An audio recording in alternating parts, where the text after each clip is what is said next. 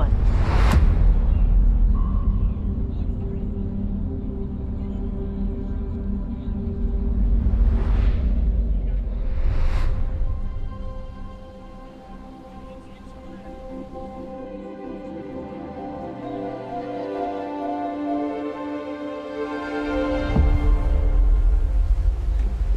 People always ask me, am I afraid? Do I get scared when I'm sailing?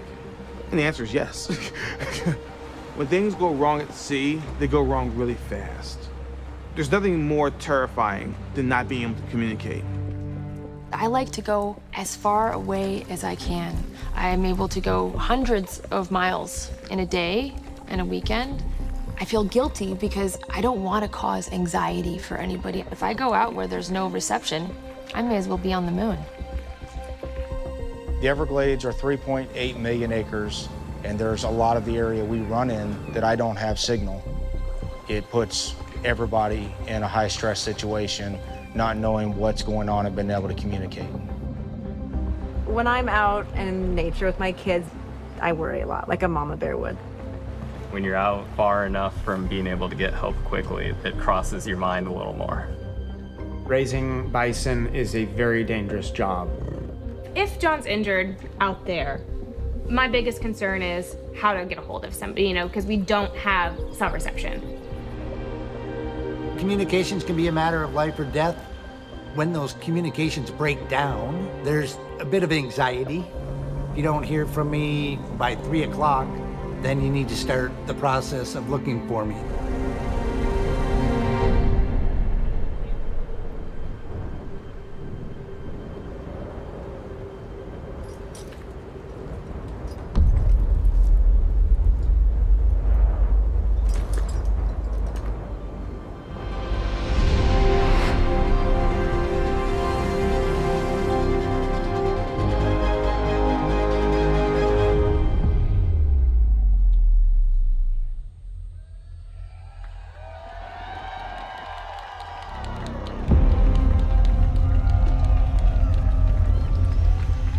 Please welcome T-Mobile CEO, Mike Sievert.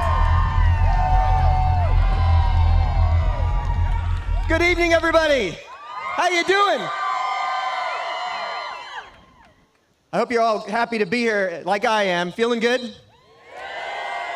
Thank you to the SpaceX team and Elon for welcoming us all to Starbase for this big announcement. I have to tell you, 2 months ago, I gave a little preview of this without a lot of people knowing that I did. I foreshadowed it during the announcement of our latest Un-carrier move at T-Mobile that we call Coverage Beyond. And I told the public then that T-Mobile's mission as a company, our corporate mission, is to be the best in the world at connecting customers to their world. And that groundbreaking move, Coverage Beyond, was all about connecting people beyond the reach of our cellular network. With that move, we became the first company of our kind worldwide to offer ubiquitous global cellular high-speed data built right into our most popular plan. 220 countries around the world connected to cellular partners that we have. And we announced that we'd connect you when you're on your way by partnering with all the major airlines in the United States for built-in Wi-Fi for the entire flight at no extra charge. That was Coverage Beyond. And tonight, we're taking things together with our new partners at SpaceX, a huge, giant leap forward. Because tonight we are announcing a technology alliance that we call Coverage Above and Beyond. And it's big because it is about solving the biggest pain point in the over 40-year history of our industry. This partnership has a vision that is the end of mobile dead zones. Listen, this is a big pain point. Our country is vast.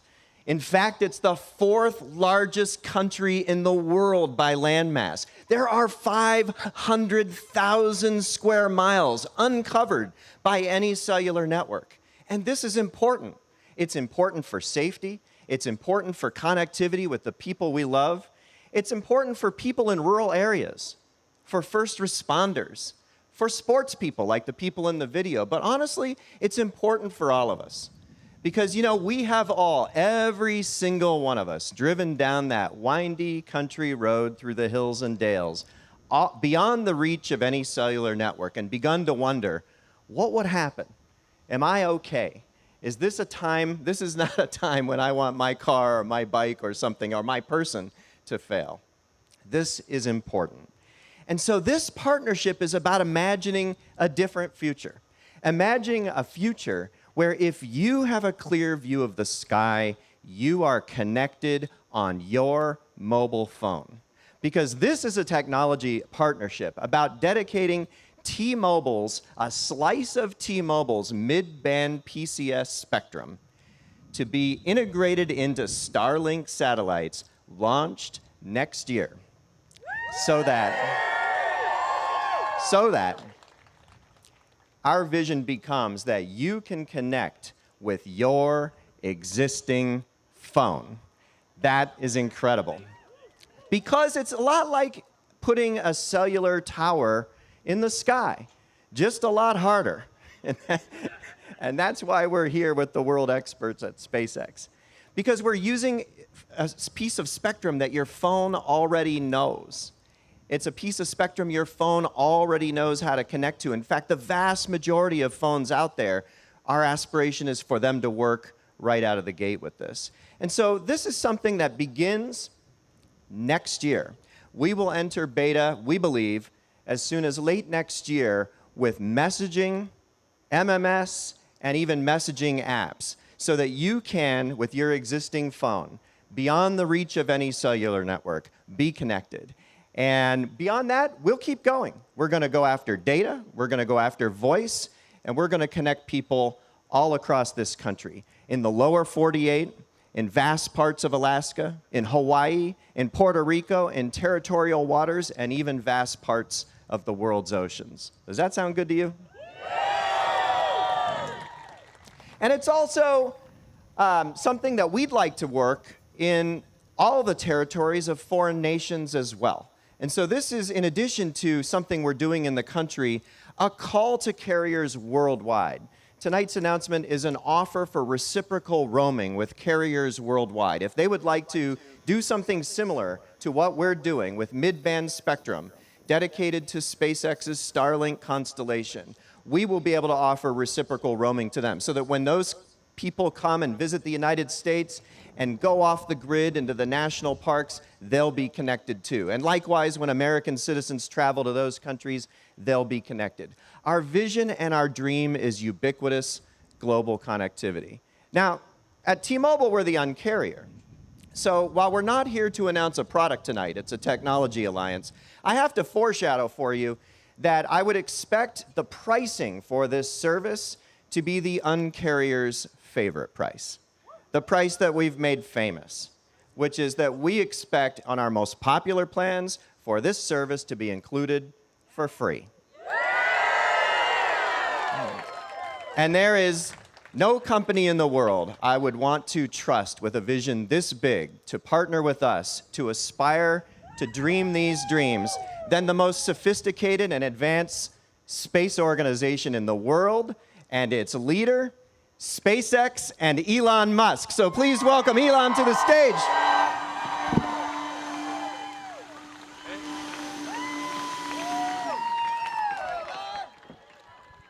Hey guys.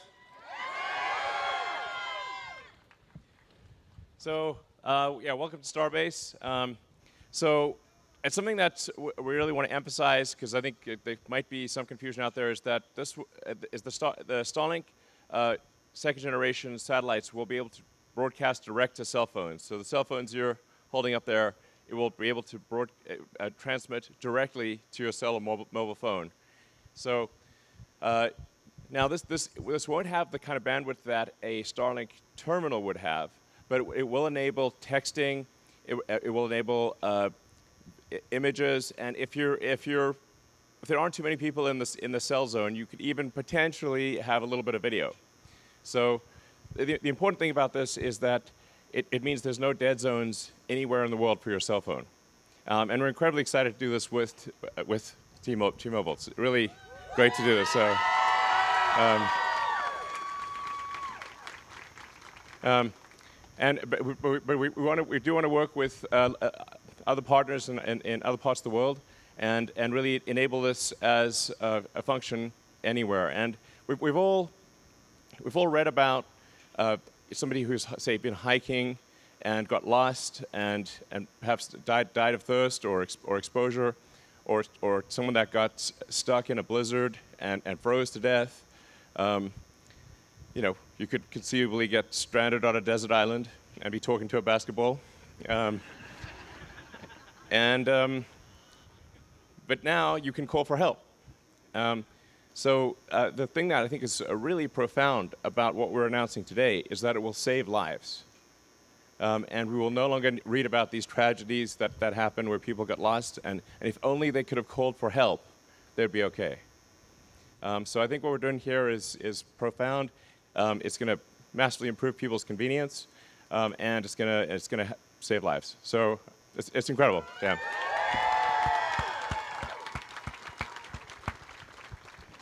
And the way we're doing this is with really quite big antennas. So so people might be wondering what technology is necessary to make this work. And in order to make this work, you have to have, as you might expect, very big ears. So big antennas on the satellites and powerful antennas, and you need a lot of satellites. But that's kind of what we have with the Starlink Gen 2 satellites. So it's sort of a perfect addition to the Starlink satellites, and like I said, we're incredibly excited to be pioneering this revolutionary new technology with T-Mobile. So,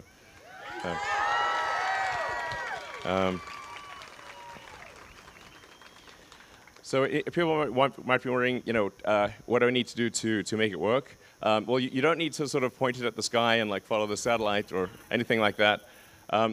We're confident that it will be able to work if it's in your pocket or if you're in your car. Certainly, if you're walking outside or if you just pull your cell phone out, it'll work great. But we think even in your pocket and in your car, it'll work well. And we think probably up to 2 to 4 megabits per cell zone.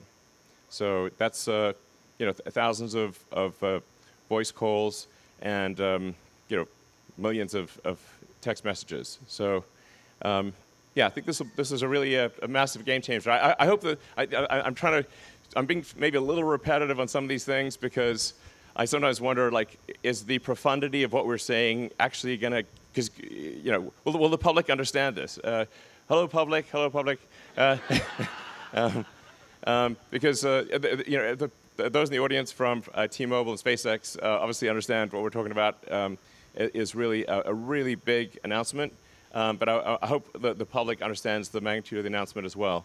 It's in a nutshell, it's no more dead zones, and yeah, that's what it comes down to. So.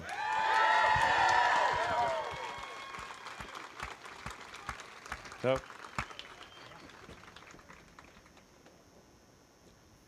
you want to answer this? Should we take some questions? Yeah. Sure. All right. So first question that came in advance from somebody in the press was, do I need a special T-Mobile plan? And as I said in my remarks, we're not here to announce the product yet, but my vision for this is that on our most popular plans, we're just going to go ahead and include this. And we feel like that's what the Un-carrier does. That's important. Now there may be low-cost plans that don't include it, and there our aspiration is to charge a monthly service fee that will be far less than the monthly service fees charged by today's satellite connectivity services. But for the most popular plans at T-Mobile, our vision is to just go ahead and include it for free, just like we did with the global connectivity for our cellular roaming partners all around the world. So do Starlink satellites have to be reprogrammed to communicate using T-Mobile's radio band? Actually, we need to do more than simply reprogram the satellites. We are constructing special antenna. Like I said, they're actually very big antenna that are also extremely advanced. They're the most advanced phased array antennas in the world, we think. And it has to be, the antennas have to be extremely advanced because they've got to pick up a very quiet signal from your cell phone. And you can imagine if that's like cell phone, that signal is going to travel 500 miles and then be caught by a satellite that's traveling 17,000 miles an hour. And the satellite's going to compensate for the Doppler effect of moving so fast. So this is really quite a difficult technical challenge. But we have it working in the lab, and we're confident this will work in the field. So it's actually quite a lot of extra hardware on the satellites, and it's also a lot of software, yes. It's a hard problem. That's why it's not been solved before.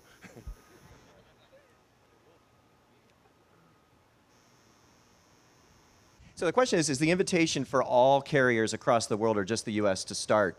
You know, one of the beautiful things about satellites is that they orbit the Earth. And so, you know, our mutual view was the more companies around the world we can get signed up for this, the way T-Mobile is signing up for it tonight, the better. Because, and what we're offering is reciprocal roaming, so that our spectrum, which will be transmitted by the satellites all around the United States, including territorial waters, vast portions of Alaska, Hawaii, Puerto Rico, big swaths of the ocean potentially, will be available to visitors in the United States that have carriers all over the world.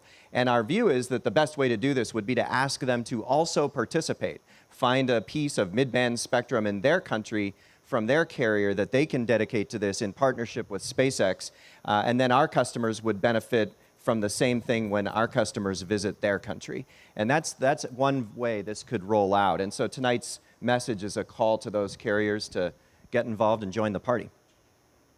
So this is an open invitation to carriers around the world. Please get in touch with us, and we'd love to partner with you and enable this globally. So, yeah. Next question right in front of us, will Starlink handle any of T-Mobile's backhaul transport? Well, we're open to that, and we're partners now. So, you know, yeah. And yeah, that'd be great. Yeah, and you know, it's I'm a Starlink customer, so I use the Starlink service right now, and it has blown my mind. I mean, it's an amazing service with massive capacity and speed, and in my experience, fantastic reliability. And so, you know, I do think there's an opportunity as we reach further and further into certain rural areas to make that the way we reach people with full voice data and messaging services. And so, you know, certainly we're open to that.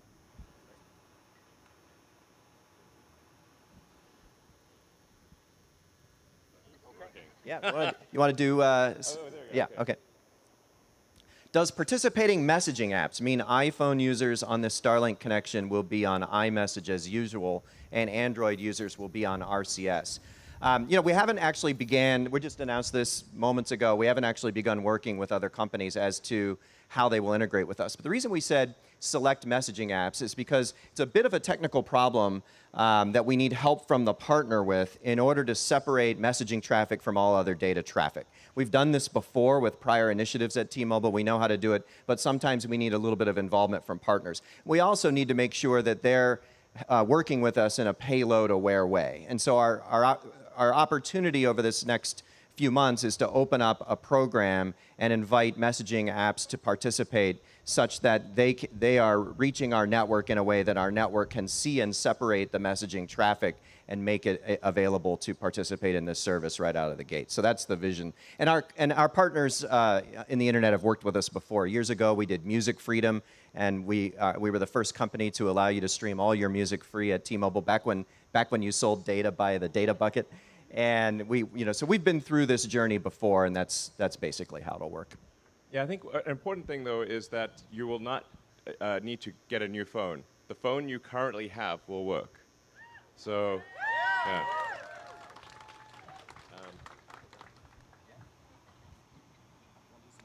Yeah, so some audience questions?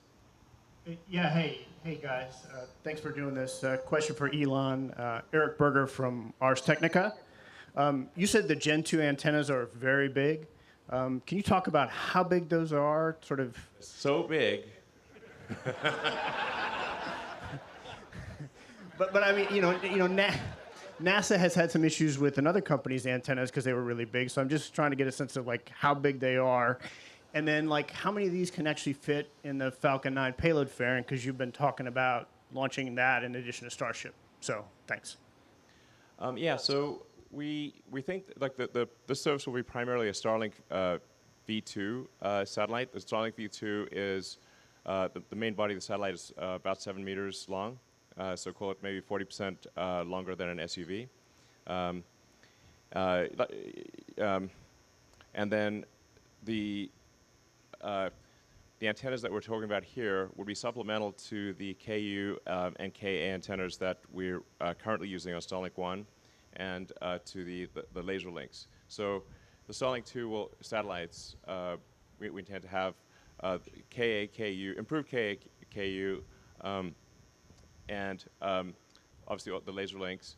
And then in addition, we would fold out the sort of cell spectrum antenna that would be also quite large, so on the order of 5 or 6 meters on a side, so roughly 25 square meters. And then can you get those in the Falcon 9 payload fairing? The Starlink V2 is meant for Starship. We might, yeah, it's meant for Starship, like those things. So the Starlink V2 satellites are very large and too big to fit in a Falcon 9. But we are actually looking at an interim solution, which is like a sort of Starlink V2 Mini that would maybe launch if the Starship program is delayed longer than expected. Would launch a sort of a smaller Starlink V2 kind of Mini that would fit on a Falcon 9. Thank you.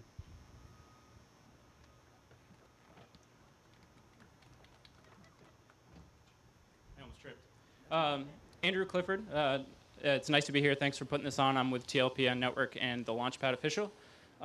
So I guess the first question, I just have like a question about the technical difficulties that you ran into getting up to this point and actually being able to decide that this was worth pursuing. Like, what was the hardest technical hurdle to get past? Before beta, is there going to be an opportunity for like emergency services or anybody to kind of get their hands in on this to see how well it works? So yeah, as soon as we have the satellites in orbit, we will try to enable them to connect to cell phones for emergency services. So you actually don't need, unlike a real-time connection, you don't need to have the full constellation of satellites active in order to transmit text messages or email, for that matter. So any kind of asynchronous communication will work even if there's only one satellite. Now, of course, we are constrained by regulatory approval. But from a technical standpoint, it should work even when there's only a handful of satellites in orbit,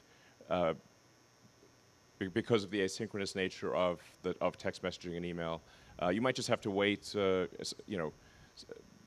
don't know, a half an hour maybe for the thing to go through, but it should still work from the early on.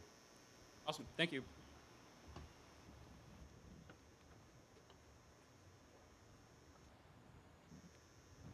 Hey, Elon, Luis Balderas with Lab Padre Media. Good to see you again. I see you.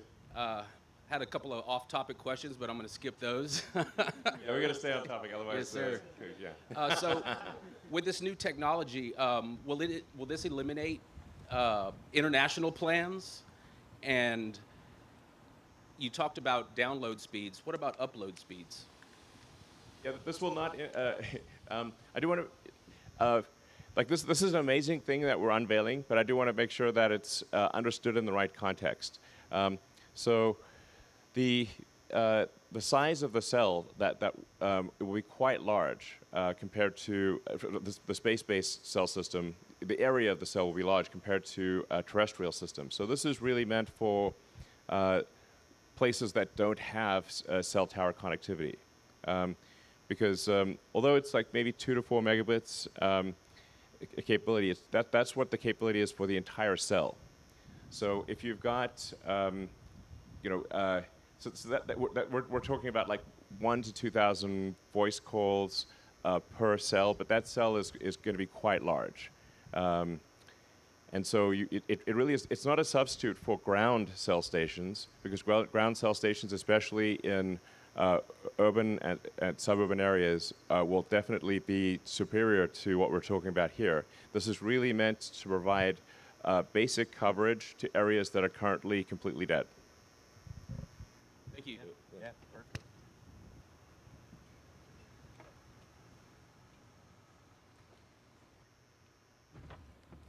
Good evening, Christian Von Pricing with KRGV here in Westlake, a local affiliate. I wanted to ask about situations that we have here in the Rio Grande Valley and in South Texas.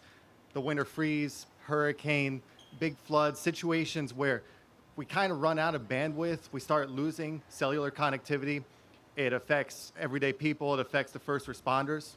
So with what you were talking about earlier, is it going to help assist with that situation?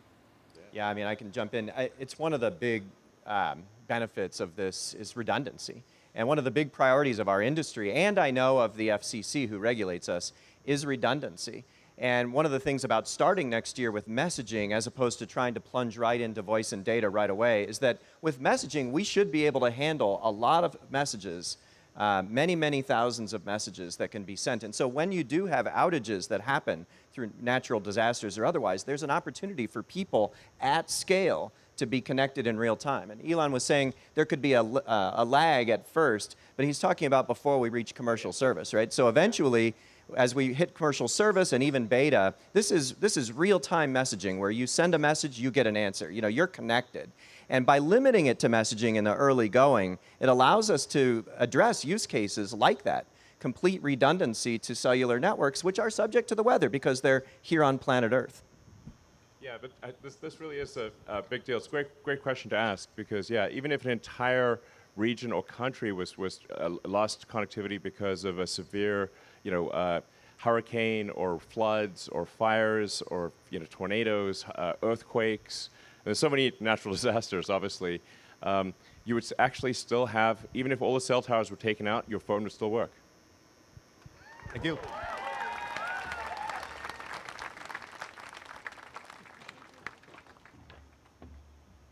Hi, it's Evelyn Arevalo for Tasmanian.com. How many Starlink users can a single Starlink satellite support? So in this context for this application, we're talking about roughly 2 to 4 megabits per cell zone. So it depends on how many people are in that cell zone. You divide that bandwidth by the number of people in the cell zone and who are using it simultaneously. So since a voice call is about 2 kilobits, that's 1 to 2,000 simultaneous voice calls, or there's hundreds of thousands of text messages that could be sent depending on the length of the text message. Thank you. We have some coming in while you're coming to the stage. We have some coming in from online at Isaac Swede. How will the phones connect to Starlink? Any special hardware required? I think Elon got at this a little bit. One of the beauties of this approach is that we are using existing T-Mobile mid-band PCS spectrum, some of the most tried and true spectrum there is, and we own it nationwide. It's one of the pieces that we own contiguous on every single corner of the country. So that allows us to then dedicate that, working together, to the constellation that Starlink operates, so that we are seeing those satellites from every corner of the country. You know, as we said in the remarks, if you have a clear view of the sky, our vision is you're connected. And so your phone doesn't really know. You know, your phone doesn't know it's connecting to space. It will scan for its home network. It'll scan for terrestrial roaming partners as well. And if it fails to see those things, it will scan again, and it will connect to the authorized connection from the satellite. And it'll think it's connected to a cell tower, because that phone is using industry standard technology communication protocols, and it has the spectrum already built in. At least the vast majority of phones in circulation today do. Yeah, it's designed to just fully emulate a cell tower. And it has to do, there's quite a bit of complex hardware and software in that, because it is moving so fast. They're traveling overhead at 17,000 miles an hour. Normally a cell phone tower does not travel at 17,000 miles an hour. So the phone's so we actually have to adjust the signal to account for something called the Doppler effect, which is sort of a increase in frequency as you comes towards you and a decrease as it goes away. Yeah. Anyway, but anyway, it works. It's complicated, but it works, and no extra hardware is needed.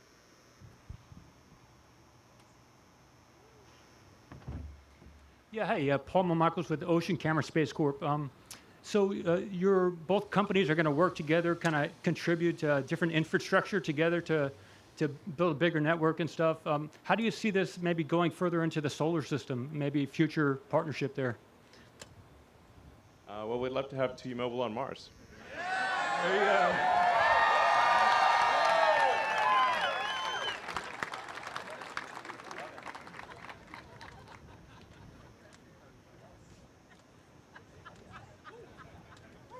That might be the last question, perhaps? Okay, well, I guess thanks, everyone, and we look forward to providing you with this great service and working together with T-Mobile to bring it to you. So, yeah.